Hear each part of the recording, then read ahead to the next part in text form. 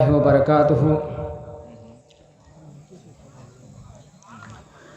نحمده ونصلي على رسوله الكريم اما بعد اعوذ بالله من الشیطان الرجیم بسم اللہ الرحمن الرحیم الہاکم التکاثر حتى زرتم المقابر وقال النبي صلى الله عليه وسلم سيصيب أمتي داع الأمم فقالوا يا رسول الله وما داع الأمم قال النبي صلى الله عليه وسلم العشر والبطر والتكاثر والتنافس في الدنيا والتباغض والتحاسد حتى يكون البغي رواه الحاكم رب اشرح لي صدري ويسر لي امري واحلل عقدة من لساني يفقهوا قولي رب يسر ولا تعسر وتمم بالخير رب زدني علما آمين۔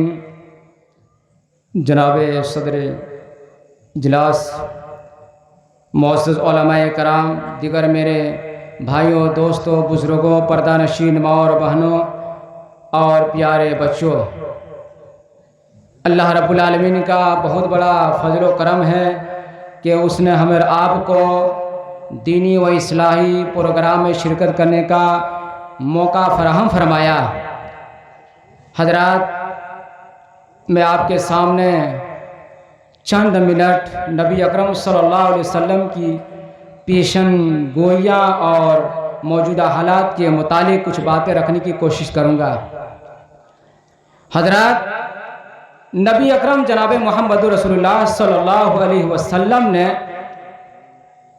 جو پیشن گوئیاں فرمائی ہے، اللہ تبارک و تعالیٰ نے آپ کو وحی کے ذریعے سے خبر دی ہے کہ آنے والے زمانے میں کیا حالات رہیں گے، کیا واقعات پیش ہوں گے، رونما ہوں گے، اس سے اللہ کے نبی نے آگاہ کیا ہے۔ اس کا مطلب یہ نہیں کہ نبی علیہ السلام غیب دان تھے، علم کی باتوں کو جانتے تھے، نہیں، علم کی باتوں کو سوائے اللہ رب العالمین کے کوئی نہیں جان سکتا ہے۔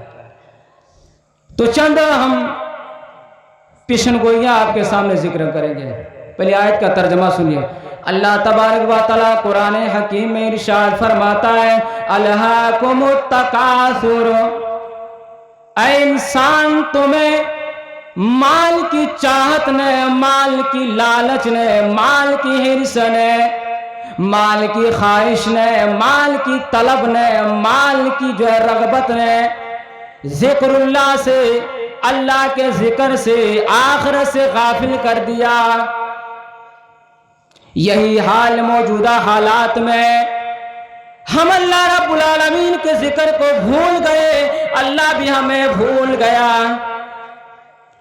نبی اکرم جناب محمد رسول اللہ صلی اللہ علیہ وسلم نے پیشن گوئی فرمائی۔ آپ نے فرمایا، سیصیب امتی داع الامم، میری امت کے لوگ داع الامم کی بیماری میں مبتلا ہو جائیں گے، میری امت کے لوگ داع الامم کی بیماری میں ملوث ہو جائیں گے۔ صحابہ کرام نے عرض کیا، اللہ کے رسول، داع الامم کون سی بیماری ہے؟ وہ کون سی ایسی چیز ہے جس چیز میں، جس بیماری میں آپ کی امت گرفتار ہو جائے گی؟ امام کائنات نے ارشاد فرمایا، العشر والبطر، میری امت کے لوگ فخر و تکبر کریں گے، غرور کریں گے، گھمنڈ کریں گے، اترائیں گے، اکڑیں گے۔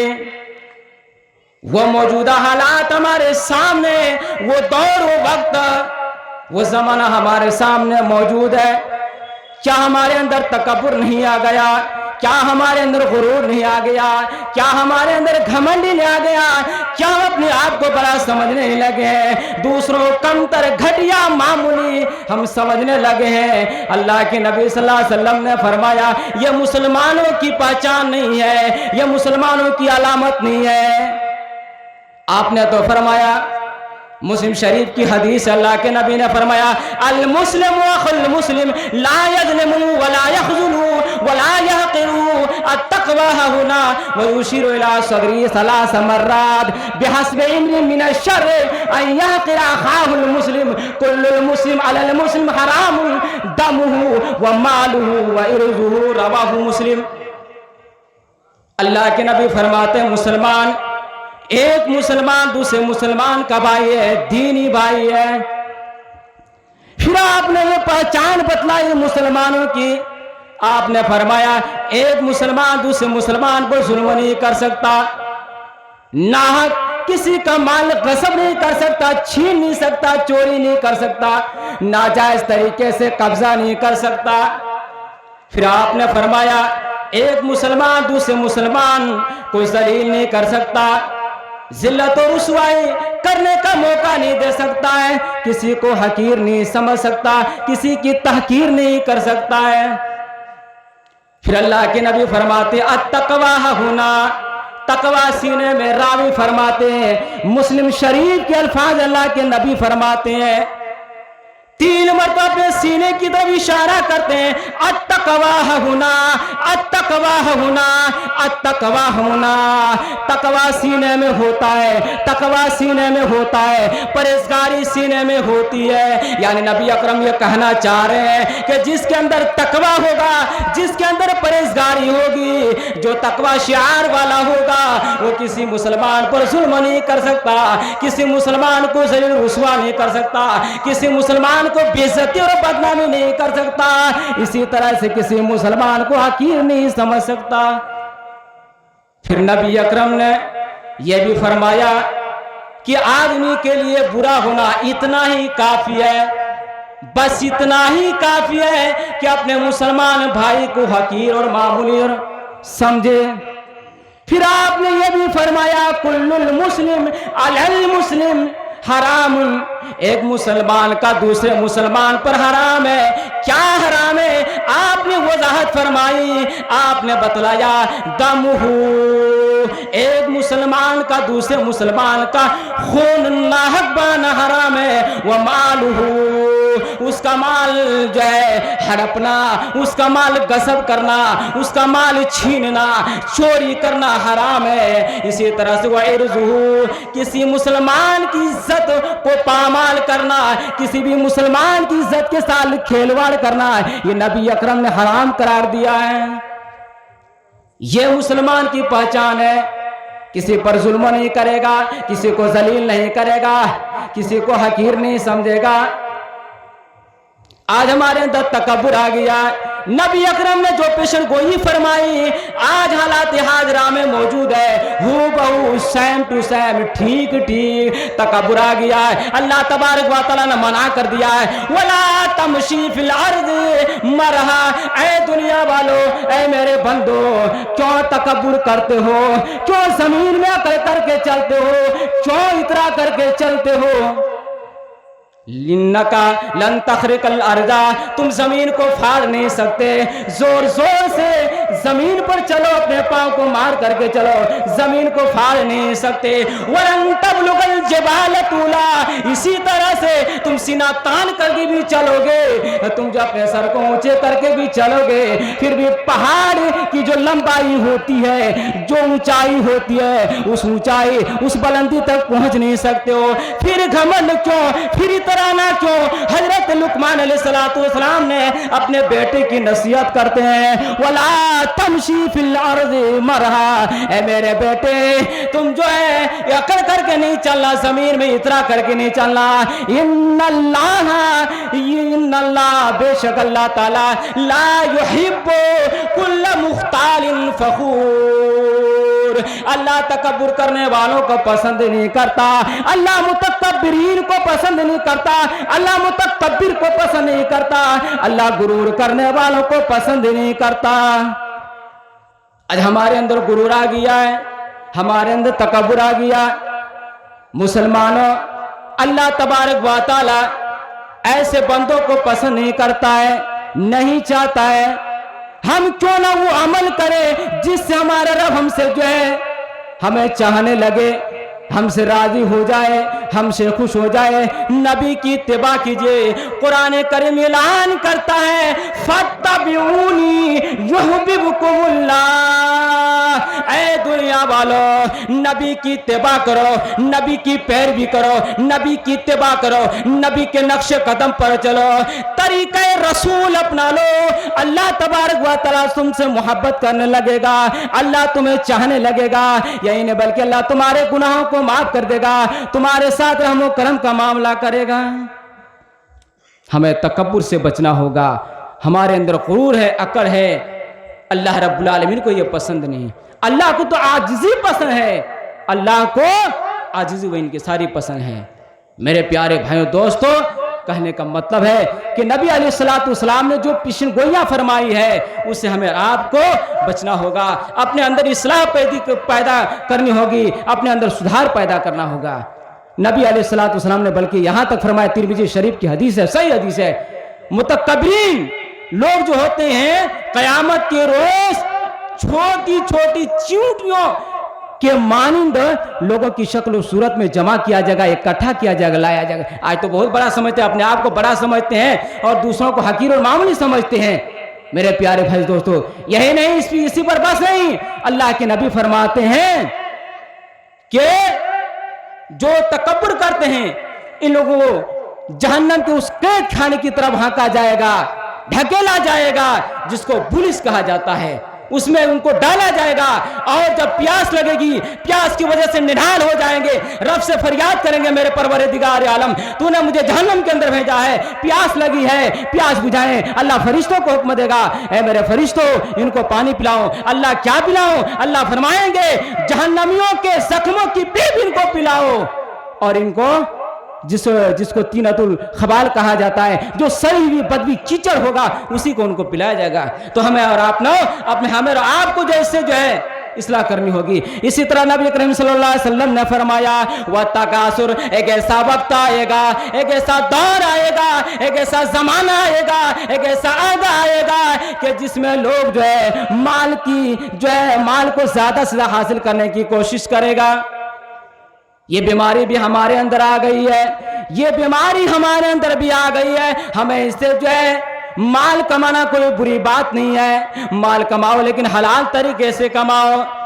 آج ہم حلال و حرام میں تمیز نہیں کر رہے ہیں، فرق نہیں کر رہے ہیں، بلکہ مال سے صرف محبت ہے، مال آنا چاہیے، حلال و حرام کی تمیز نہیں جو ہے ہم اس کی فکر نہیں کرتے ہیں کہ مال میں ہمارے پاس جو آ رہا ہے یا جو ہم کما رہے ہیں حلال طریقے سے کما رہے ہیں کہ جو ہے حلال طریقے سے کما رہے ہیں۔ نبی کریم صلی اللہ علیہ وسلم نے یہ بھی فرمایا تھا ایک ایسا دور آئے گا کہ جس میں لوگوں کو حلال و حرام کی فکر نہیں ہوگی۔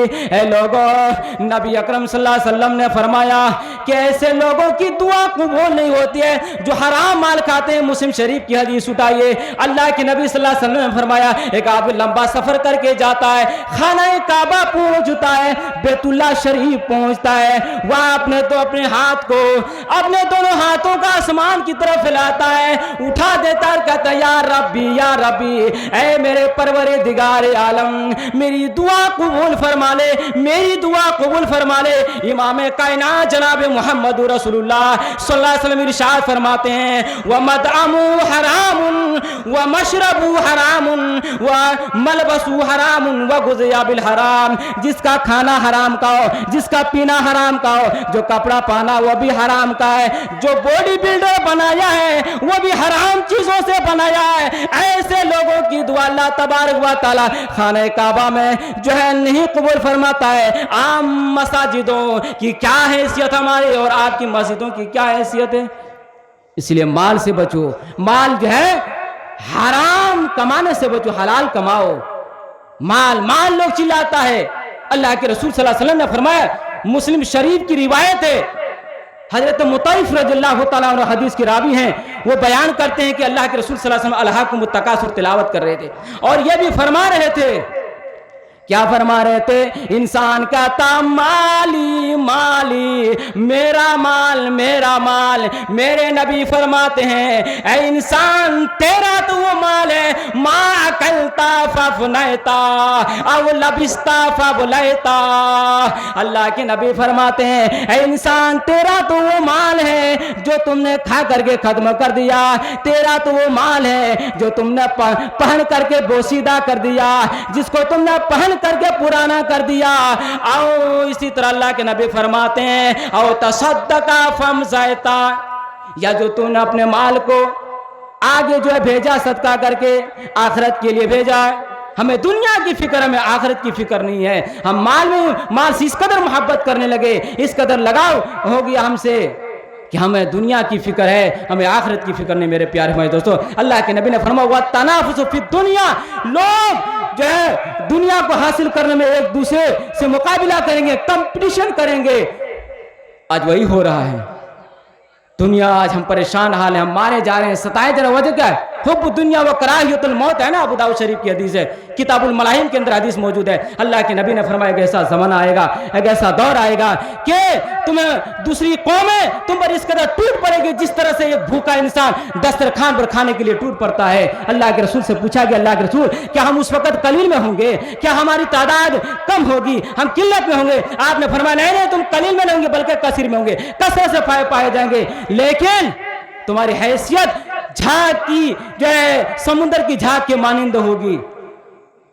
پانی کے سیلاب کے پانی میں جو تنکا تیرتا ہے نا، اس کی کوئی حیثیت کوئی وقت نہیں ہوتی ہے، ایسے تمہاری حیثیت ہوگی۔ تو تمہارے دشمنوں کے دلوں میں رعب و دبدبہ ڈال دے گا، تم سے دشمن نہیں ڈریں گے، تمہارے دشمنوں کے دلوں سے رعب و دبدبہ جو ہے ختم کر دیا جائے گا، تم سے نئے لوگ ڈریں گے، وہن پیدا کر دیا جائے گا۔ وہن کیا چیز ہے؟ دنیا کی محبت ہے، دنیا کی محبت ہے۔ میرے پیارے بھائیوں اور موت سے جو ہے کراہت اور محسوس، ہم موت سے نفرت کرتے ہیں۔ میرے پیارے بھائی، اللہ کے نبی صلی اللہ علیہ وسلم نے فرمایا کہ ایسا دور آئے گا، پیشن گوئی فرمائے کہ لوگ جو حسد کریں گے، اسی طرح سے اللہ کے نبی صلی اللہ علیہ وسلم نے فرمایا کہ لوگ اس طرح حسد کریں گے کہ لوگوں کو قتل کرنے پر جو ہے تل جائے گا، آمادہ ہو جائے گا، اور وہی ہو رہا ہے۔ حسد بہت خطرناک چیز ہے۔ اس حسد نے تو حابیل نے قابیل کو قتل کر ڈالا۔ حسد وہ چیز ہے کہ برادران یوسف نے حضرت یوسف علیہ السلام کو کنواں میں ڈال دیا۔ حسد وہ چیز ہے کہ ابلیس نے آدم کو سجدہ کرنے سے انکار کر دیا۔ میرے پیارے بھائی دوستو، مجھے جو وقت ملا تھا وہ وقت پورا ہو چکا ہے، پرچی آ چکی ہے۔ ہم اللہ رب العالمین سے یہی دعا کرتے ہیں کہ بار الہ اس وقت حالات حاضرہ میں جو کیا کہتے ہیں پیشن گوئیاں ہیں، جو فتنے کے دور سے ہم گزر رہے ہیں، جو خرابیاں ہیں، جو برائیاں ہیں، اے اللہ ہم لوگوں کو اس میں اصلاح کرنے کی توفیق عطا فرما۔ اے بار الہ ہم لوگوں کو جو ہے اس پورے فتن دور میں جو ہے قرآن و حدیث کے مطابق زندگی گزارنے کی توفیق عطا فرما۔ اے اللہ ہم لوگوں کو جو ہے تکبر سے بچا، اسی طرح سے حسد سے بچا، حلال مال کمانے کی توفیق عطا فرما۔ اے اللہ جب تک زندہ رکھنا، اسلام پر رکھنا، اور خاتمہ دینا تو ایمان بالخیر خاتمہ دینا۔ وما علینا الا البلاغ۔ والسلام علیکم ورحمۃ اللہ وبرکاتہ۔